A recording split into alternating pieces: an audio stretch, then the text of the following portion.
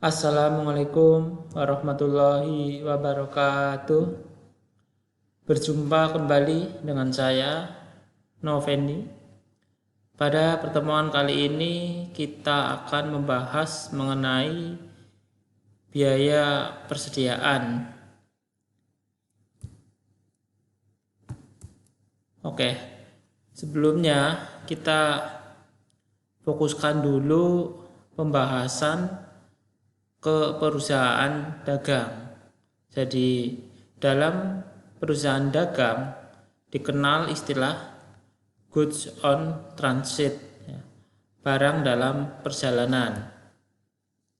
Ada dua metode yang sering digunakan dalam pengakuan persediaan ketika di dalam perjalanan. Yang pertama adalah FOB shipping point. FOB itu kepanjangan dari free on board, ya. Kemudian yang kedua FOB destination.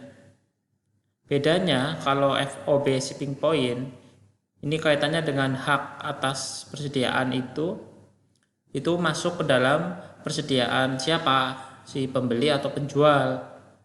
Kalau FOB shipping point, ketika barang dalam perjalanan itu masih menjadi milik si pembeli, gitu ya.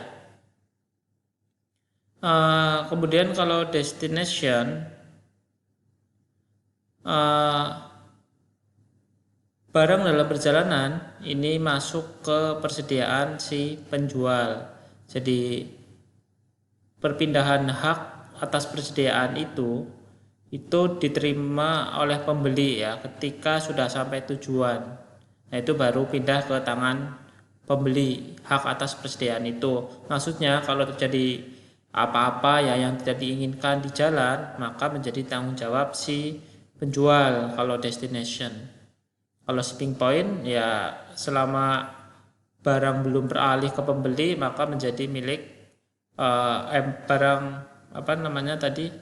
ya dalam perjalanan itu menjadi hak si pembeli, gitu ya. Kemudian ada istilah barang konsinyasi, ya. Barang konsinyasi itu titipan.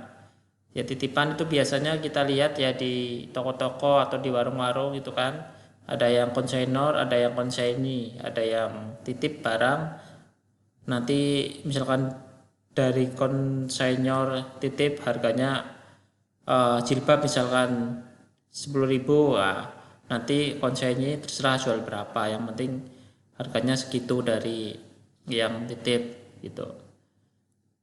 Itu sering dijumpai, gitu ya. Itu meminimalisir risiko, gitu. Tapi keuntungannya ya tidak bisa maksimal. Selanjutnya metode pencatatan persediaan, ini ada fisik, ada periodik. Kemudian ada metode buku atau perpetual. Bedanya ini dalam pencatatan jurnal aja sebetulnya. Kalau periodik atau fisik, nah ini tidak memasukkan HPP. Ini masuk ke misalkan beli, ya, itu akunnya yang didebit pembelian. Kalau perpetual itu yang didebit persediaan, begitu. Kalau misalkan jual, nah ini langsung ditulis HPP-nya berapa biar bisa diketahui laba kotornya berapa, gitu. Kalau ini nggak usah kalau yang fisik atau periodik. Kemudian kalau tadi metode pencatatan, sekarang metode penilaian. Ini tujuannya mencari laba kotor, ya. Ada 3 metode yang bisa digunakan: FIFO, LIFO, kemudian average. FIFO itu first in first out, ya, bukan barang, ya, harga pokoknya ini. Jadi masuk pertama keluar pertama, itu bukan barangnya, barang masuk pertama nanti keluar pertama, tidak mungkin. Harga pokoknya yang dipakai, nanti akan saya contohkan, gitu, bukan barang, gitu. Kadang-kadang banyak yang keliru menjelaskan atau memahami, ya. LIFO, last in first out, keluar terakhir masuk masuk terakhir keluar pertama. Ini juga bukan barangnya, yang masuk terakhir pasti keluar pertama, enggak. Sekali lagi bukan barangnya, tapi harga pokok atau biaya belinya, gitu ya. Ini yang sering salah kaprah, ini saya luruskan gitu. Nanti saya contohkan. Kemudian average ada dua, moving average dan weighted average, rata-rata bergerak dan rata-rata tertimbang. Oke, kita langsung ke contohnya aja di Microsoft Excel. Saya contohkan yang FIFO sama LIFO aja ya, yang average enggak, karena waktunya ini ya terbatas gitu.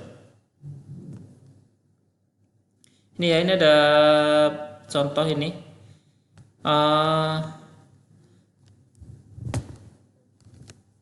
Kartu persediaan ya, kita buat kartu persediaan. Yang pertama ini kita pakai FIFO. Ini ada soal kayak gini. Ya, ini untuk satu barang satu kartu persediaan ya. PT6 ini salah satu barangnya C59. Nah, bentuknya kayak gini kartu persediaan. Ada pembelian, ada HPP ya, harga pokok penjualan, ada saldo. Masing-masing kuantitas, biaya per unit, total biaya. Nah, kita masukkan dulu saldo awalnya di tanggal 1 Desember 2017, 30 unit, masukkan ke sini kuantitas, kemudian harganya 100.000. Nah, total biayanya tinggal dikalikan aja ini kalikan ini kan.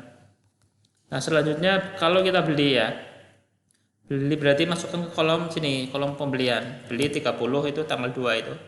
Kemudian harganya 100.000. Ini tinggal dikalikan total biayanya. Oke, kemudian kita copy ya saldonya ini. Kemudian ini karena beli baru ya kan, maaf, belinya 20 ya, bukan 30. Beli 20, berarti kan ini kita lihat harganya sama ya, 100.000, tinggal dijumlahkan aja, ini 30 tambah 20. Oke, jadi saldonya barangnya ada 50. Kemudian yang tanggal 5 ini pembelian 30 unit, harganya 110.000. Ini beda harganya dengan harga beli yang pertama ya, berarti ini 30, harganya 110.000. Kemudian ini tinggal dikalikan aja ya, saya tarik ke bawah aja. Oke, berarti kalau ini kita copy aja, ini 50, maaf, ini kan nggak sama ya, ini yang tadi saldonya yang atas itu kan harganya 100.000, ini kan harganya 30, maaf 110.000, berarti kan ini dipisah ya, harganya dipisah. Oke, selanjutnya maaf saya kurang atas. Oke ya, selanjutnya tanggal 9 jual, berarti masukkan sini nih, jual sebanyak 40. Nah, kalau FIFO itu kita ambil dari harga pokok yang atas ini, dari harga yang 100.000 itu kan. Ini kan pakai FIFO ya. Jadi jual sebanyak berapa itu? 40 ya, 40 unit. Berarti 40. Kemudian harganya pakai yang atas ini, yang 100.000. Karena FIFO ya, yang masuk duluan kan yang harga 100.000, bukan 110.000 ya. Sekali lagi bukan barangnya ya, biayanya. Ini kadang-kadang salah kaprah kok. Ini dikalikan. Nah, berarti kalau gitu saldonya yang harganya 100.000 itu kan dikurangi nih 50, dijual 40, berarti tinggal 10. Begitu ya. Kalau yang 30 yang harganya 110.000 ya tetap, karena nggak ada yang dijual gitu. Terus berikutnya tanggal 15 beli lagi 20, kita masukkan di sini 20 unit, harganya 120.000. Dan ini kita kalikan.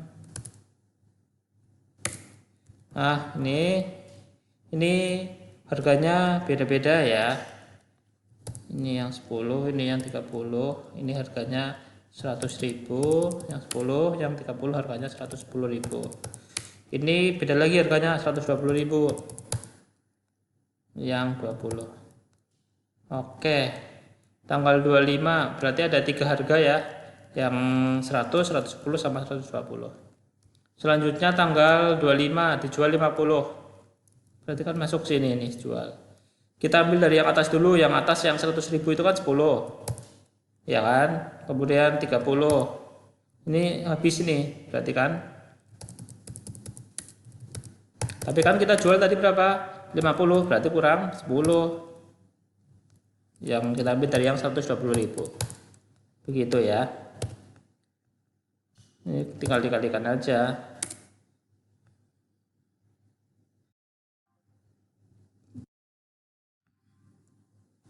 Nah, ini dikalikan ini. Oke, saya tarik bawah. Ini berarti kan ini 0, ini yang 10 udah dijual semua, 30 udah dijual semua, berarti kan tinggal yang 20 ini. 20 ini dijual 10. Ini yang harganya 120.000.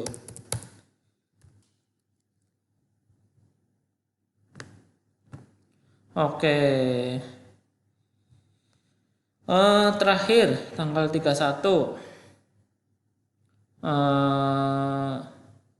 Pembelian 10, harganya 90.000. Nah, berarti belinya 10 unit, harganya 90.000. Ini kita kalikan.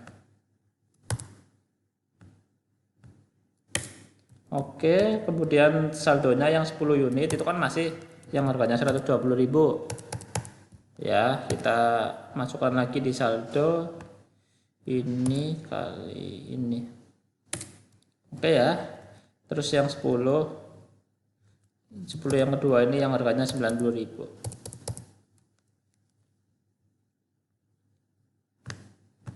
Oke. Terus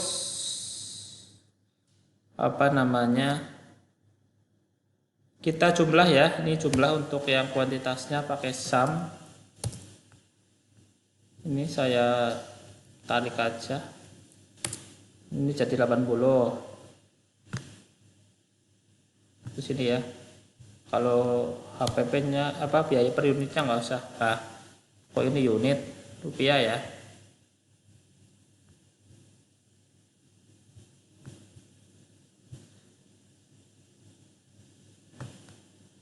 Oke. Ini udah ya. Ini kok currency, pakainya accounting aja. Ini beda. Nah, ini ya, ini untuk pembelian sama penjualan ya atau HPP-nya. Ini apa namanya? Selama 1 bulan beli 80, kemudian jualnya 90. Kemudian kalau yang saldo ini jangan jumlah semua. Jumlah yang tanggal terakhir aja, ini 10 tambah 10 ini. Berarti barangnya tinggal 20. Kalau ini juga total biayanya ini tambah ini. Nah, 2.100.000 begitu. Ya, jadi total biayanya ini 2.100.000. Berbeda ketika menggunakan LIFO gitu. Saya yakin dan pastikan itu apa namanya lebih besar ya, untuk total biaya yang saldo ini yang 2.100.000 ini lebih besar yang pakai FIFO. Kalau yang LIFO ini pasti nanti total biayanya dengan soal yang sama pasti lebih kecil begitu. Nah, bedanya apa? Kalau LIFO nanti tinggal dibalik aja tadi perhitungannya ya ketika jual. Ya, ini untuk tugas saja ya. Nah, ini tugas yang ini saya cancel aja tugasnya. Maaf. Ini tugasnya bukan yang ini saya cancel. Tugasnya ini soalnya sama dengan yang FIFO, cuma kamu pakai metode LIFO gitu kan. Nanti silahkan kamu bandingkan, pasti total biayanya lebih kecil. Sehingga kalau di Indonesia pasti pada milih yang LIFO semua karena biar pajaknya kecil. Nah, ini diantisipasi pemerintah, nggak boleh pakai LIFO sebetulnya, tapi kalau di luar negeri masih boleh. Itu untuk yang online tugasnya ya. Sekian saja dari saya, semoga jadi orang sukses semua. Saya akhiri. Wassalamualaikum warahmatullahi wabarakatuh.